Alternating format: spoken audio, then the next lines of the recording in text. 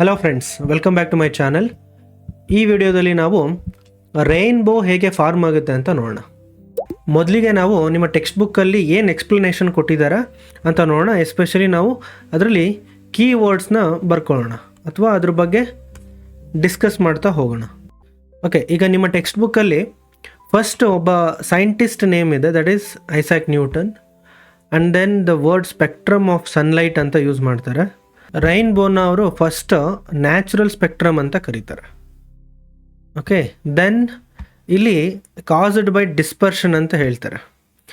ಹಾಗೆ rainbow is always formed in the direction opposite that of the sun. Sun ಎಲ್ಲಿರುತ್ತೋ ಅಲ್ಲಿ rainbow ಕಾಣಲ್ಲ ನಮಗೆ, ಅದರ ಆಪೋಸಿಟ್ ಕಾಣುತ್ತೆ ಅಂತ ಹೇಳ್ತಾರೆ. Then water droplets act like small prism. ಇದು ಕೂಡ ಕೀವರ್ಡ್, ಕೀ ಅಥವಾ ಕೀ ಸೆಂಟೆನ್ಸ್. ಇದನ್ನು ಯೂಸ್ ಮಾಡಿನೇ ನೀವು ಆನ್ಸರ್ ಬರೀಬೇಕಾಗುತ್ತೆ. ಇದು ಈಚ್ ಕೀವರ್ಡ್ನ ನಾನು ಎಕ್ಸ್ಪ್ಲೈನ್ ಮಾಡ್ತೀನಿ. ಸ್ಪೆಕ್ಟ್ರಮ್ ಅಂದ್ರೇನು, ಡಿಸ್ಪರ್ಷನ್ ಅಂದ್ರೇನು, ಆಮೇಲೆ ಯಾಕೆ ಇದು ಪ್ರಿಸಮ್ ರೀತಿ ಆ್ಯಕ್ಟ್ ಮಾಡುತ್ತೆ ಎಲ್ಲ ಎಕ್ಸ್ಪ್ಲೈನ್ ಮಾಡ್ತೀನಿ. ಇದಾದಮೇಲೆ ಏನು, ಸ್ಮಾಲ್ ಪ್ರಿಸಮ್ ಆದಮೇಲೆ very important, they refract and disperse. ಇಲ್ಲಿ ರಿಫ್ರ್ಯಾಕ್ಷನ್ನು ಆಗುತ್ತೆ, ಡಿಸ್ಪರ್ಷನ್ ಆಗುತ್ತೆ. The incident sunlight then reflect it internally, ರಿಫ್ಲೆಕ್ಷನ್ನು ಆಗುತ್ತೆ. ಹಾಗಾದರೆ ಇಲ್ಲಿ 3 ಫೆನಾಮಿನಾ ಇದೆ, ರಿಫ್ಲೆಕ್ಷನ್, ರಿಫ್ರ್ಯಾಕ್ಷನ್ ಆ್ಯಂಡ್ ಡಿಸ್ಪರ್ಷನ್. ಹಾಗೆ ಇಲ್ಲಿ ಒಂದು ಹೊಸ ವರ್ಡ್ ಸ್ಪೆಕ್ಟ್ರಮ್ ಅಂತ ಇದೆ. Then at last, after undergoing all these phenomena, the different colours reach the observers eye ಅಂತ ಇದೆ. ಇದಿಷ್ಟನ್ನು ನಾವು ವರ್ಚುವಲ್ ಲ್ಯಾಬ್ ಅಥವಾ ಸ್ವಲ್ಪ ಪ್ರಾಕ್ಟಿಕಲ್ ವೇನಲ್ಲಿ ಅಥವಾ ನಮ್ಮ ರಿಯಲ್ ಲೈಫ್ ವರ್ಲ್ಡಲ್ಲಿ ಏನೆಲ್ಲ ಸಿಗುತ್ತೆ ಆ ಎಕ್ಸಾಂಪಲ್ಸ್ನ ತೊಗೊಂಡು ಅರ್ಥ ಮಾಡ್ಕೊಳ್ಳೋಣ. ಈಗ ಮೊದಲಿಗೆ ನಾವು Isaac Newton was the first to use a glass prism to obtain the spectrum of sunlight ಅಂತ ಹೇಳ್ತಾರೆ. ಇದೇನು ಅಂತ ನೋಡೋಣ. ಇಲ್ಲಿ ನೋಡಿ, ಇದು ಈ ಸೆಟಪ್ಪಲ್ಲಿ ನಿಮಗೆ ಈ ವಿಂಡೋಯಿಂದ ಲೈಟ್ ಪಾಸ್ ಆಗಿ ಈ ಹೋಲ್ ಮುಖಾಂತರ ಪಾಸಾಗಿ ಈ ಪ್ರಿಸಮ್ ಮೇಲೆ ಬೀಳುತ್ತೆ. ಈ ಬಿದ್ದಾದ ಮೇಲೆ ಆಗುವ ಚೇಂಜಸ್ನ ಫಸ್ಟ್ ನೋಟಿಸ್ ಮಾಡಿದ್ದು ಐಸಾಕ್ ನ್ಯೂಟನ್.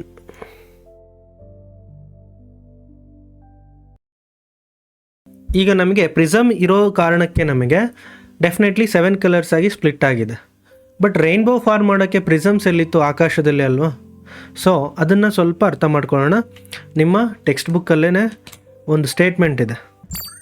ಫಸ್ಟ್ ಏನು ಅಂದರೆ, a rainbow is always formed in the direction opposite to that of sun. ಸನ್ನ ವಿರುದ್ಧವಾಗಿ ಆಗುತ್ತೆ. ಹಾಗೆ you can also see a rainbow on a sunny day when you look at the sky through a waterfall or through a water fountain with the sun behind you.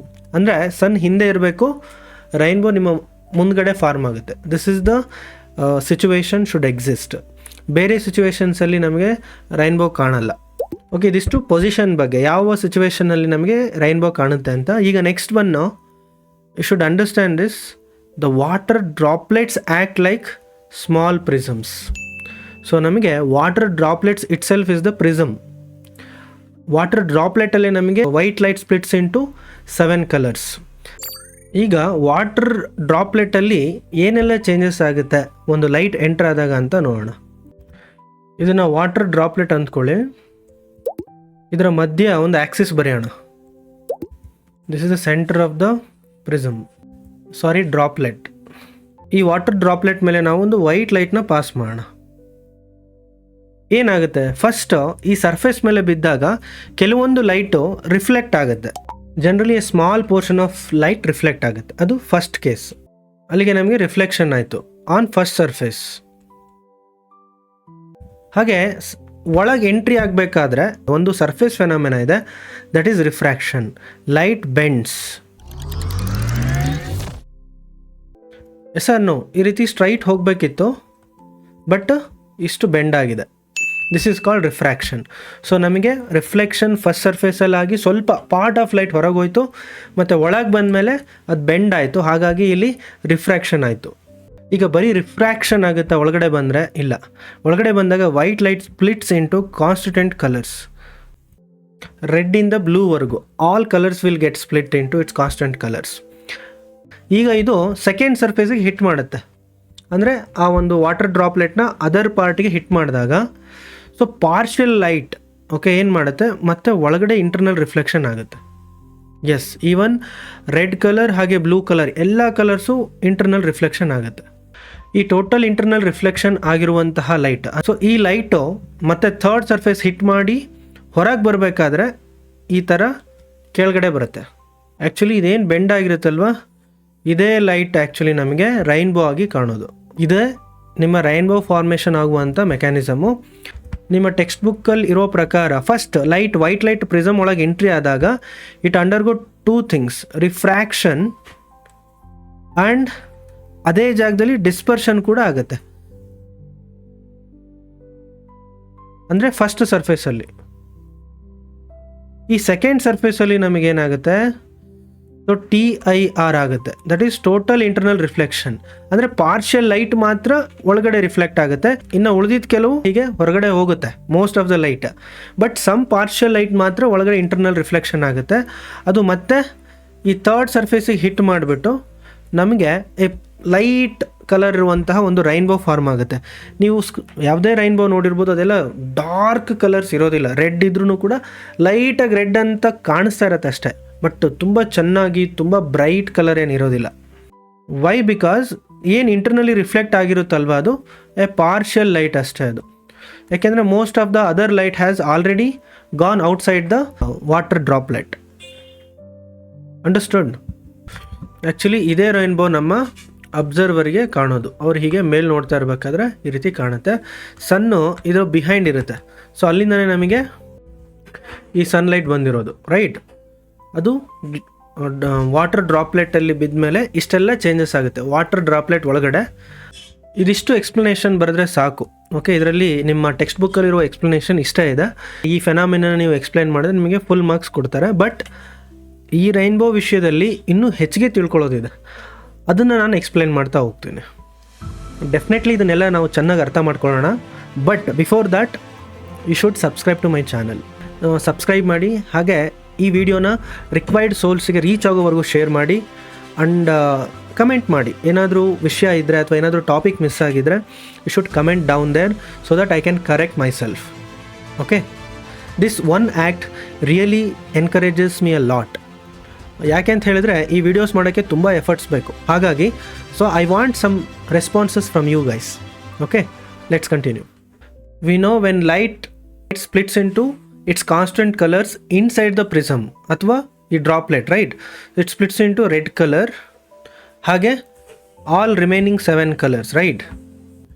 ಬರೀ colours ಆಗಿ split ಆಗೋದಷ್ಟೇ ಅಲ್ಲ, ನಾನು ಈಗ ಬರೀತಾರೋ ಡಯಾಗ್ರಾಮಲ್ಲೂ ಕೂಡ ನಿಮಗೊಂದು ವಿಷಯ ಸಿಗುತ್ತೆ. ಅದೇನು ಅಂತ ನೀವು ಅಬ್ಸರ್ವ್ ಮಾಡಿ.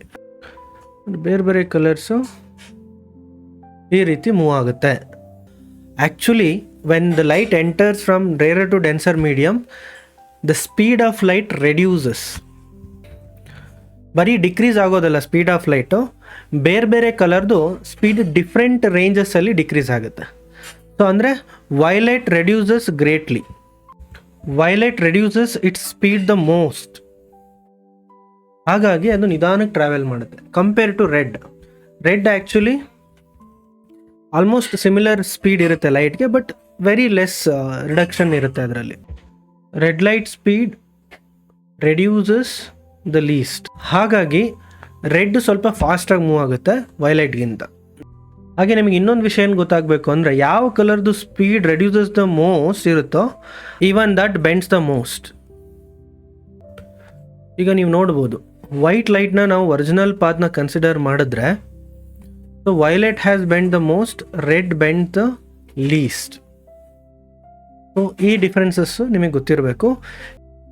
ಈ ರೀತಿ ಡಿಫ್ರೆಂಟ್ ಕಲರ್ಗೆ ಡಿಫ್ರೆಂಟ್ ಸ್ಪೀಡ್ ಏನಕ್ಕಾಗುತ್ತೆ ಅಂತ ಕೂಡ ಚೆಕ್ ಮಾಡೋಣ. ನಿಮಗೆ ಒಂದು ವಿಷಯ ಗೊತ್ತಿರಬೇಕು, light is a electromagnetic wave. ಒಂದು ಮ್ಯಾಗ್ನೆಟಿಕ್ ಫೀಲ್ಡ್ ಆದರೆ ಇನ್ನೊಂದು ಎಲೆಕ್ಟ್ರಿಕ್ ಫೀಲ್ಡ್. ಇವೆರಡೂ ಕೂಡ 90 ಡಿಗ್ರಿ ಅಥವಾ ಪರ್ಪೆಂಡಿಕ್ಯುಲರ್ ವೇನಲ್ಲಿ ಇರುತ್ತೆ. So that is our electromagnetic wave. ಅಂದರೆ ಎರಡು ಮರ್ಜ್ ಆಗಿರುವಂಥದ್ದು. ಲೈಟ್ ಅಂತ ಹೇಳಿದ್ರೆ ಮ್ಯಾಗ್ನೆಟಿಕ್ ಫೀಲ್ಡ್ ಹಾಗೆ ಎಲೆಕ್ಟ್ರಿಕ್ ಫೀಲ್ಡ್ ಎರಡನ್ನೂ ಮರ್ಜ್ ಮಾಡಿ ಆಗಿರುವಂತಹ ಒಂದು ವೇವ್ ಫಾರ್ಮ್.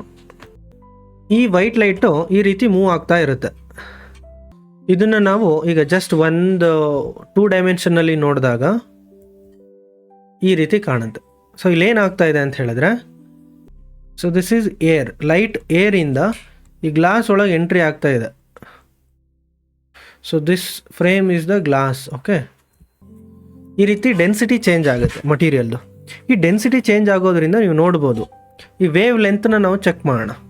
ಸೊ ಒಂದು ಟ್ರಫಿಂದ ಇನ್ನೊಂದು ಟ್ರಫಿಗೆ ಇಷ್ಟು ಡಿಸ್ಟೆನ್ಸ್ ಇದೆ, right? This is called wavelength represented by lambda. ಅದೇ ನೀವು ಗ್ಲಾಸ್ ಒಳಗಡೆ ಹೋದಾಗ ವೇವ್ ಲೆಂತ್ ಏನಾಗಿದೆ ನೋಡಿ. So this is the distance lambda. ಇದು ಲ್ಯಾಂಬ್ಡಾ 1, ಇದು ಲ್ಯಾಂಬ್ಡಾ 2 ಅಂದ್ಕೊಳ್ಳೋಣ. So definitely lambda 1 is greater than lambda 2, right? ಅಂದರೆ ಗ್ಲಾಸ್ ಒಳಗಡೆ ಬರ್ತಿದ್ದಂಗೆ ಯಾವುದೇ ಒಂದು ಲೈಟು ಅದ್ರ ವೇವ್ ಲೆಂತ್ನ ಕಡಿಮೆ ಆಗುತ್ತೆ, ಯಾಕೆಂದರೆ ಡೆನ್ಸಿಟಿ ಜಾಸ್ತಿ ಆಗ್ತಾ ಇದೆ. ಸೊ ಡೆನ್ಸರ್ ಮೀಡಿಯಮಿಗೆ ಬಂದಾಗ ಲೈಟು ಅದ್ರ ವೇವ್ ಲೆಂತ್ ಕಡಿಮೆ ಆಗುತ್ತೆ. So remember, wavelength changes. But one thing you should remember, frequency does not change. So frequency of any light does not change. ಈ ವೇವ್ ಲೆಂತ್ ಮತ್ತು frequency ವಿಷಯದಲ್ಲಿ ಒಂದು equation ಇದೆ, that is C is equal to lambda into F. F is nothing but frequency. So lambda ಮತ್ತು frequency multiply ಮಾಡಿದ್ರೆ ನಮಗೆ the speed of light ಬರುತ್ತೆ. This is speed of light. ಈಗ definitely ಈಗ ಡೆನ್ಸರ್ ಮೀಡಿಯಮಿಗೆ ಲೈಟ್ ಎಂಟ್ರಿ ಆದಾಗ ನಮಗೆ definitely ಗೊತ್ತಿದೆ ಏನು ಚೇಂಜಸ್ ಆಗಿದೆ, ಲ್ಯಾಂಬ್ಡಾ ಅಲ್ವಾ? ವೇವ್ ಲೆಂತ್ ರೆಡ್ಯೂಸ್ ಆಗಿದೆ, ಹಾಗಾಗಿ ಎಂಟೈರ್ ವ್ಯಾಲ್ಯೂ ಕೂಡ ರೆಡ್ಯೂಸ್ ಆಗುತ್ತೆ, that is speed of light ಕೂಡ ರೆಡ್ಯೂಸ್ ಆಗುತ್ತೆ. So it depends on different wave lengths. ಈಗ ನೋಡಿ ಗೊತ್ತಾಗ್ತಾ ಇದೆ ನಿಮಗೆ, ಲೈಟ್ ಎಂಟರ್ ಆಗ್ತಾ ಇದ್ದಂಗೆ ಅದ್ರ ವೇವ್ ಲೆಂತು ಶ್ರಿಂಕ್ ಆಗ್ತಾ ಹೋಗ್ತಾ ಇದೆ, ಅಂದರೆ ರೆಡ್ಯೂಸ್ ಆಗ್ತಾ ಇದೆ. ಈ ಡಯಾಗ್ರಾಮಲ್ಲಿ ನಿಮಗೆ ಗೊತ್ತಾಗ್ತಾ ಇದೆ, this is violet. So last ಒನ್ನಲ್ಲಿ ರೆಡ್ ಲೈಟ್ ಇದೆ. ಸೊ ನೀವು ರೆಡ್ ಲೈಟ್ದು ವೇವ್ ಲೆಂತ್ ನೋಡಿ, ನಮಗೆ ಅಷ್ಟು ನೋಟಿಸಬಲ್ ಏನು ಚೇಂಜ್ ಆಗಲಿಲ್ಲ, ರೈಟ್? ಸ್ಮಾಲ್ ಚೇಂಜಸ್ ಆಗಿದೆ. ಬಟ್ ವೈಲೆಟ್ದು ನೋಡಿದ್ರೆ ಇಷ್ಟಿತ್ತು wavelength, this has been reduce to this much, very small ಅಲ್ವಾ? ತುಂಬ ರೆಡ್ಯೂಸ್ ಆಗುತ್ತೆ, ಗ್ರೇಟ್ಲಿ ರೆಡ್ಯೂಸಸ್. ಹಾಗಾಗಿ ಸ್ಪೀಡ್ ಕೂಡ ತುಂಬ ರೆಡ್ಯೂಸ್ ಆಗುತ್ತೆ, ಬಟ್ ರೆಡ್ದು ಅಷ್ಟು ಚೇಂಜಸ್ ಆಗೋದಿಲ್ಲ. ಹಾಗಾಗಿ red bends the least. So violet bends the most.